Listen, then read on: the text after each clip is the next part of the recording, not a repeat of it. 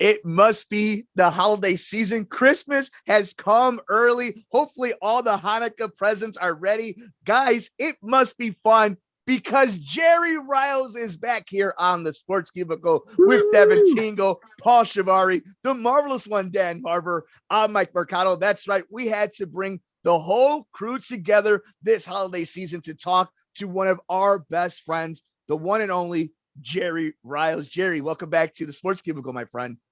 Hey, man, thank you so very much. It's always a pleasure and an honor to join you guys on the Sports Cubicle, and especially with the holiday season, a special gift for yours truly. So always a pleasure. I thank you for the invitation, my good friend. Of course. And we are excited here because we get to talk. When we get to talk to you, we learn a lot and we get the chance to talk about so many different perspectives in the sports world, from Paulie and Devin to Marvelous, myself, and having the chance to talk to you about this kind of subject. I think is a really present come early for Chicago sports fans, because there has been an argument about who the GOAT is. Is it Bill Russell? Is it Kobe Bryant? Is it LeBron James, Magic Johnson, Larry Bird? But I think the NBA has answered that question, because it was announced earlier this week that the Kia NBA Most Valuable Player Award is now being called the Michael Jordan Trophy. Before we get into some spooning and loving of Michael Jordan, here are some details about this new trophy. It is 23.6 inches in height and weighs 23.6 pounds, representing his jersey number and the number of championships. It has a 23-point facet crystal ball, a nod to, of course, his jersey number. 15-degree angle base, a nod to his 15-season career. 5-sided base to nod his 5 league MVPs. And most important, the 6-sided nameplate representing his 6 NBA championships. Jerry, I want to start with you. We're going to go around the room this holiday season. We're around the fireplace, having some eggnog, getting ready, and we see this amazing news. When you saw that the MVP trophy is now called the Michael Jordan Trophy, your initial thoughts, watching him, covering him, talking about him, to the moment now in history where the most valuable player in the NBA now gets recognized with the Michael Jordan Trophy? Hey, Mike, very, very well said, very well described. You painted a fantastic picture. But to answer your question, when I heard the news that broke on Tuesday of this week, first and foremost, it brought a tear to my eye, because he is definitely the player who ever laced him up. But my second thought, guys, was that puts the end of all this LeBron James stuff, man. LeBron James is a heck of a talent. There's no question about it. But to call him the GOAT of the NBA, it's always been totally ridiculous to me to hear that conversation. So when the commissioner, Adam Silver, made the announcement and the decision that this trophy is going to be named after Michael Jeffrey Jordan, it sealed everything, and signed, sealed, delivered. It puts the exclamation point on it that Michael Jordan is the greatest of all time.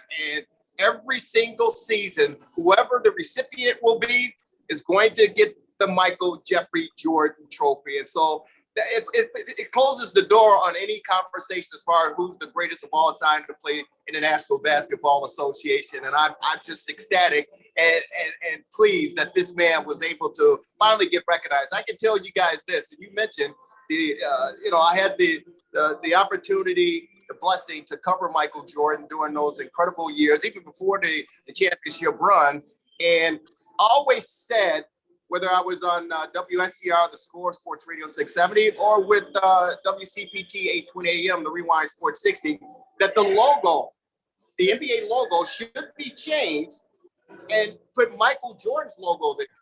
I believe that the late David Stern did not want to disrespect, but I think the Jumpman became symbolic of basketball, not only for the professional ranks, but all throughout the world as far as sports are concerned. And so I think that was an honor in its own right. And of course, Nike and Michael, they had the brain trust to put that thing together. But I always felt that Michael Jordan should have been recognized more than any other player, with no disrespect, in the league and the history, because of what he meant and what he was able to accomplish coming to the Chicago Bulls, which was a bottom feeder back in '85, and he literally put the team on his back. And of course, we see the end results with the 6 championships, the 2 3-peats. So it's an honor and a blessing for Michael Jordan to finally get recognized as the #1 player. So we're going to go around the cubicle and we're going to go ahead and give our opinions, our thoughts, our emotions. We heard this. And then we're going to get back to Jerry Riles, the mentor, the sensei of the Sports Cubicle from the Rewind Sports 60, because we have some things we got to pick his brain about this huge news. But let's go around the office. Let's go around the cubicle. I want to start with Marvelous. When you heard this news, your initial thought of watching Michael's entire career, from the kid who broke his foot and then dominated the Celtics in a game in the playoffs, to now every jersey, every shoe, and now the MVP award is awarded to this former Chicago Bull, the greatest of all time. Your thought, Marvelous, when you heard this news? Well, it's well-deserved, first of all. And I have a picture here in my office of his final shot with the Bulls, where he politely pushes Byron Russell out of the way and takes that shot. But one thing in this trophy, do they have his tongue sticking out at all, or not? No tongue on the trophy. So that was a trademark. I mean, obviously, in addition to being a wonderful player, a great player, he brought the NBA. Chicago had really not been much of an NBA city, honestly. I mean, 2 teams had failed in the NBA years ago, and the Bulls weren't drawing that well. And it really actually changed the whole fortunes of the Bulls as well. They became a hot item, obviously, with their championship. So I think that he was a great ambassador for Chicago, for the league, and he still is a great person. When they ever talk to him, and it's great because a lot of former athletes, get involved in other things that are controversial. He never has, which I applaud him for as well. So everything about Michael speaks well, and the trophy is well deserved. There obviously are other candidates. They have Russell gets, I think, is the MVP of the playoffs now. So there are some other trophies that are given for other players, but there's no question that this honor is well deserved for Michael Jeffrey Jordan. Paulie, this is one of the only teams that you root for in our wonderful city of Chicago. You are somebody who loves sports. You obviously, being on this show, you've produced Board Op back with Jerry in the Rewind Sports 60 days. You've talked to Marvelous. You've talked to Jerry. You talked to Devin and I, and obviously the pulse of the city is something we've all united on, is the love for Michael Jordan, different generations watching him and knowing of his legend. But now seeing it kind of culminate to this moment. It's all into this moment now where the MVP is given to him, given to somebody named after him. Your thoughts of 23 now becoming the MVP? Well, it's funny. I think the Bulls are the only team that you and I both agree on. So yeah, of course it's I was spoiled in my childhood to witness all 6 of those championships. I made it to the Chicago Stadium and the early days of the United Center to see a few games of Michael Jordan in person. He's a one-of-a-kind player. I always thought of it as like, at that time, maybe not at that time, but looking back on those times, that, I was witnessing greatness in the 90s with the Bulls. It's like the 1920s Yankees or the 1970s Steelers. You saw a classic team for the ages, and he was the ringleader. And to go 6-0 in the NBA Finals, and even looking at his stats, the 1989-90 season, this guy's averaging 33.6 points, and he places 3rd in the MVP voting. So he arguably could have more than the 5 MVP trophies that he already has. So he's much deserving of having the honor of being the greatest player of the season award. Should be named after Michael Jordan. And of course, I think every kid growing up now, despite the fact that they see LeBron James, they know kind of where this NBA got some of its look and its style and its feel was from Michael Jordan and the way he changed the game. So this is, I think, a long overdue situation for his name to be kind of, emblazoned in greatness by the NBA. This is a step short of retiring 23 across the league. And And while that would be a little extreme to do, he's deserving of it. That would be a little extreme to tell every team that 23 needs to be taken out of the uniform drawer. He's not quite Jackie Robinson, but for what he did to this game, for the game of basketball and the way it's globalized, he's definitely important on that stage. So this is way overdue. And it's another, we can kind of, gloat here in Chicago that it was our guy. And yes, he is the greatest of all time. Despite the fact that Kareem Abdul-Jabbar has more MVP awards, despite the fact that Wilt Chamberlain got 100 points in a game one time, despite the fact that there's guys that scored way more points in a single game than him, he is the greatest of all time. It's almost undeniable when you put it to that point. All the men and athletes that have shaped and that we walk in the footsteps of these athletes, that he is just head and shoulders above them. That just goes to show the cult of personality he was able to build from his days in North Carolina to his final days in Washington. But now we go to Dev, the youngest person at the water cooler, and you and I closer in age. I remember the final three much more. I remember the return of Michael as a Wizard the same day the Bears lost to the Eagles in the NFL playoffs. Devin, your memory, your thought of 23, number 6, number 9, number 45, Michael Jeffrey Jordan, MJ, now becoming the face of the MVP. Well, I got to say, again, I was alive for 3 of those, championship wins. I was too young to remember any of them. I mean, honestly, I had a Michael Jordan Wizards poster in my room as a kid. That'll really date myself right there. I definitely remember that the most. Fun fact, I always thought that Jordan playing baseball was just part of Space Jam. I didn't know that was a real thing until I got older. But definitely just kind of piggyback off what Paul said. It's like we have someone from Chicago, it's like that's, nation, kind of known well. Like, hell, my grandma has never watched a basketball game, but she knows who Michael Jordan is. It's a name just kind of synonymous, well known with the world here. And I mean, definitely just the greatest of all time. You're always going to know Jordan. My cousin, who wasn't even alive when Jordan played with the Wizards, has like several Jordan t-shirts and jerseys. Guy's been on like video game covers years after being out of there. And has ESPN ever done like a 6-series season on any other athlete? I mean, I'm pretty sure Jerry actually was an extra in the background of a few of those episodes of The Last Dance. So I'm not sure. Jerry, is that true? Yeah, I should have been in more of the Last Dance, but some of the footage got left on the cutting room floor there. But yeah, man, it was quite a ride with the Bulls. And again, Devin, you talked about, you weren't around for a lot of it because you're young. And it's funny, you mentioned my son, you mentioned baseball. My son, who's in his, but he's older. He was about probably 9 or 10 years old when Jordan left the sport, okay? And he thought the Shaquille O'Neal, Shaq Daddy, was better than Michael Jordan, because when Michael Jordan came back, and you talked about it, Mercado, he wore the number 45. My son thought that Shaquille O'Neal was a better basketball player than Michael Jordan. And then, of course, the rest is history.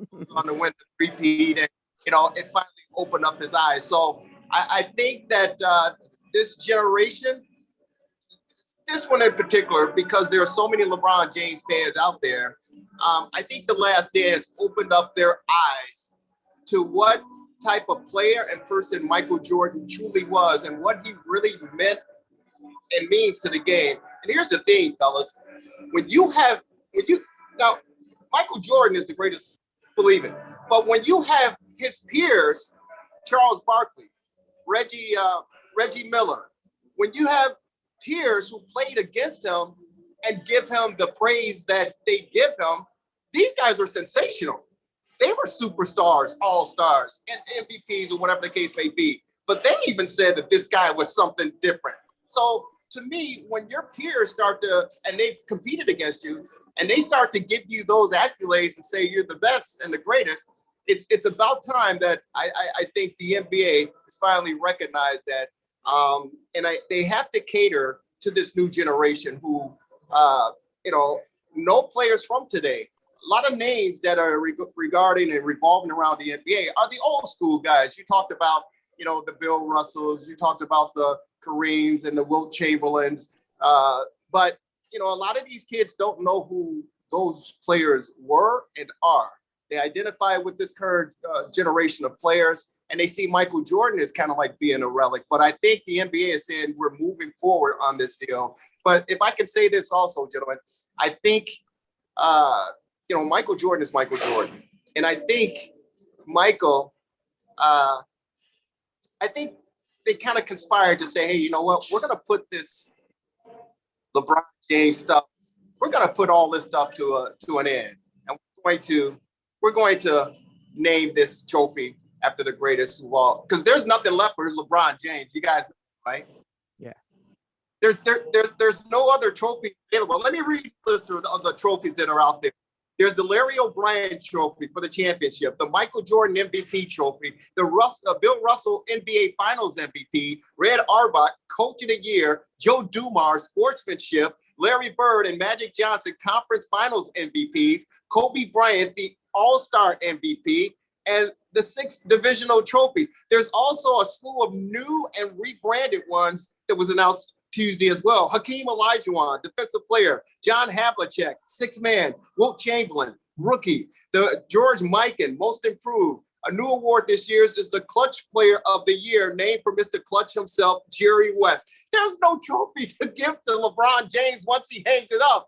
But they got it right. Those all make sense, don't they? The names associated with all those trophies seem to make sense. Whereas, like, with Major League Baseball, I love that Hank Aaron, Willie Mays, all those guys. But Willie Mays had like a terrible postseason stretch, and he's he's associated with postseason baseball. Whereas NBA, those names are really tied to those successes. So I love that Jordan is kind of like the pinnacle of all of that, of like the greatest player of a season belongs to Michael Jordan. That's neat to me. So, I mean, they would have to, it's outstanding and it's brilliant. So they're going to have to create an award for LeBron James because they're all taken. Best flopper, player GM. Most likely to leave his team behind. I don't know. I'm glad you brought this up, Paulie, too, about how synonymous these awards are with the players. And Jerry was listing them off because the NBA, probably better than any sport, respects and honors its history and its players and its Hall of Famers better than anybody. All the Hall of Famers, all the MVPs are always at the finals, always at the conference finals, always at the All-Star game. They are always getting their love. The way you hear a 20-year-old, like back when Devin Booker was a rookie, talking about Bill Russell. He never watched Bill, but they love the admiration that these NBA players have for these old cats, these old school players. And we no more than when we saw The Last Dance, we've seen Winning Time, and the way we still talk about the Dream Team all these years later kind of shows how important the lore and how modern the lore is for these NBA teams. But we've taken a lot of time with Jerry. We could talk about Michael Jordan here in Chicago, the Bulls, Michael Jordan, the best ever. But I want to end it with this one before we go around the room and kind of give our final thoughts on MJ and this entire thing.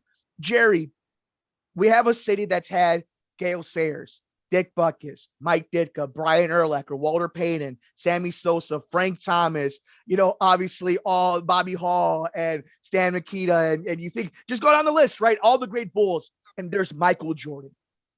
Is it possible in this city where other cities like New York and LA have multiple guys, the Babe Ruths and Mickey Mantles and so on and so forth?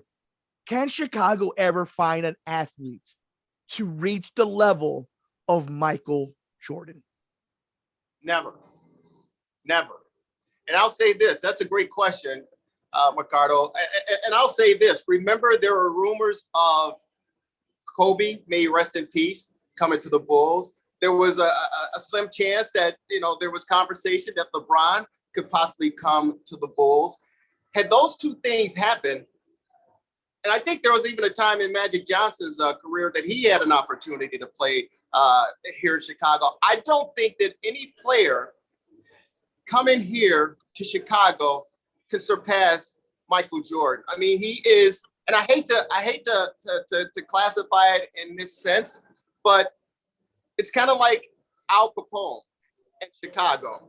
There's I don't care who the most notorious gangster is, that name is synonymous with Chicago.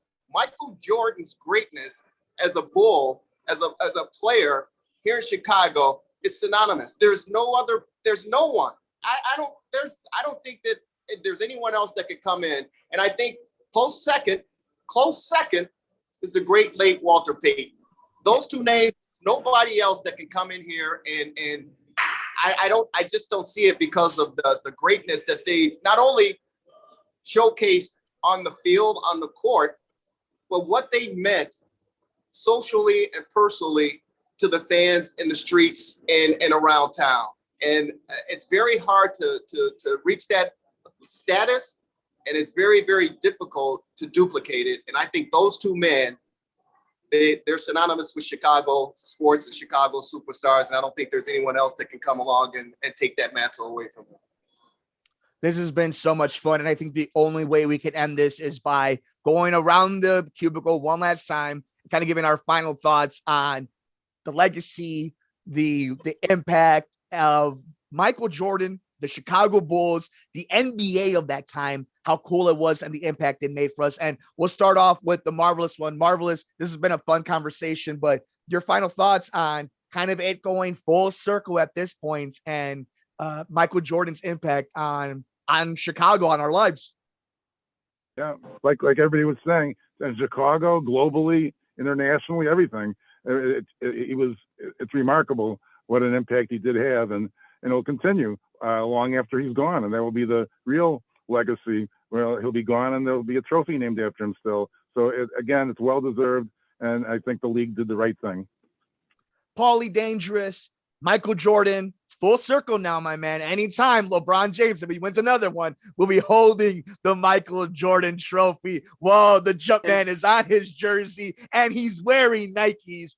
But your thoughts on 23, right? He's wearing 23. Interesting. Yeah. Your thoughts on all this? Your final LeBron thoughts. Wants to be Michael so bad. So do I. Like Mike, everyone does. If I could be there's a like whole Mike. Gatorade campaign about being like him. Yeah. So piggybacking off of what Jerry said, if Jordan's Al Capone, does that make Peyton like Bugs Moran or something?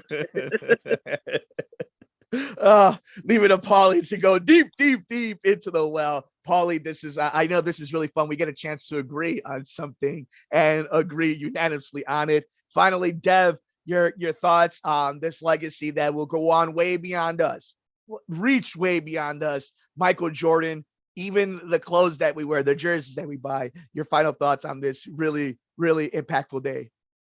I mean, it's just as long as the NBA is still around, Michael Jordan's going to basically live on forever, so to speak. And I mean, that kind of would have been said even without the name. Was it in The Sandlot? It's like heroes get remembered, but legends never die. And it's like, this is definitely a way to, really just cement Michael Jordan throughout the entire history of the NBA, for generations to come and come. I mean, who knows? This might not be around 100 years or so. We'll never know here. And all I'm going to say is, hey, the White Sox finally had a player who is recognized as an all-time great, just in a different sport. On that note, Jerry, your final thoughts on this very fun conversation and what you're working on. What do you have working on for 2023? That's a great question, but I do want to say I think there's one person. Well, there's two individuals who were probably somewhat crushed and devastated of the illustrious, fabulous news that broke with the Michael Jordan trophy. Of course, we talked about LeBron. I'm sure, it's like, damn, right? The other guy? I know who it is. Isaiah Thomas, yeah. I'm sure he was crushed. Jerry, talk to us about that. Covering those teams really fast before we plug all the stuff. What a great pool. Isaiah Thomas, just how much of the story that has to do with this. Man, it was so our rivals obviously were the Detroit Pistons because we could not get over the hump.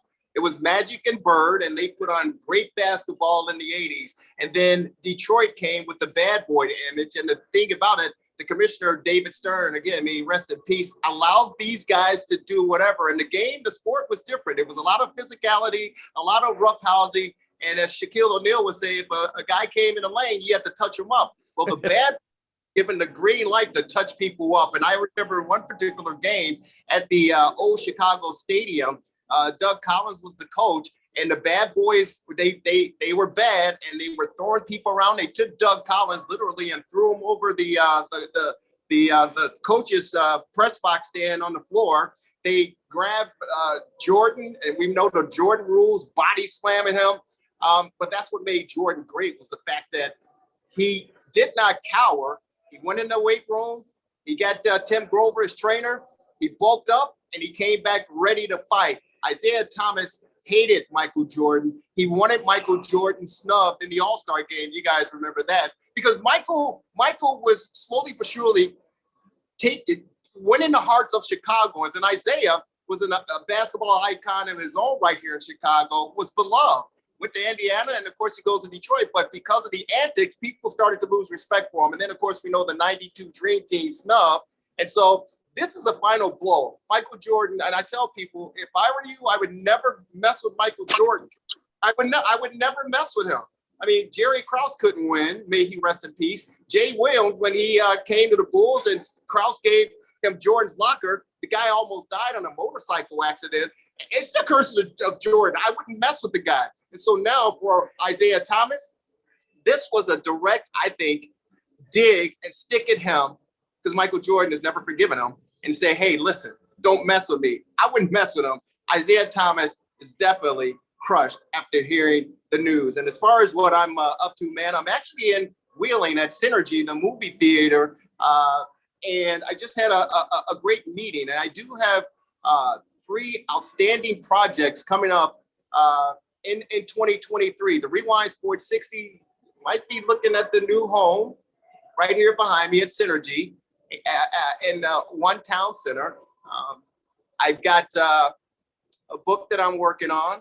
I've got a documentary that I'm working with a former NBA player, Dr. Lloyd Walton, who played for Al McGuire, the late Al McGuire, and the Marquette Warriors at the time, and of course went on to have a fabulous career playing for the Milwaukee Bucks. But he has an intriguing life journey that he's allowed me to come on and help produce and narrate for him. And I'm looking forward to that project. And we got some stuff that we're working on the minor ball with the team in Northwest Indiana.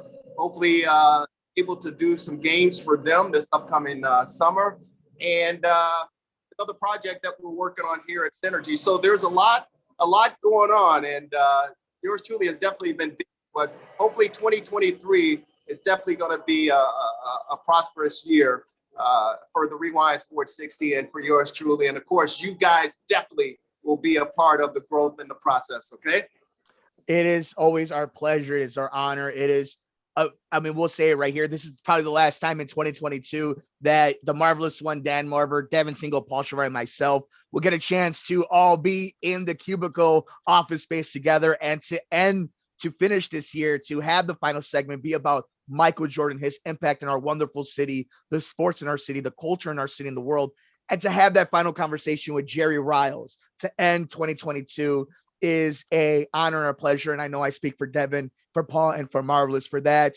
And since we have the time right here, it has been an absolute honor and pleasure for me this year to work with the greatest co-hosts and brothers I can ever ask for in Paulie Dangerous, Paul Chivari, for Devin Tingle, and of course the marvelous one, Dan Marver.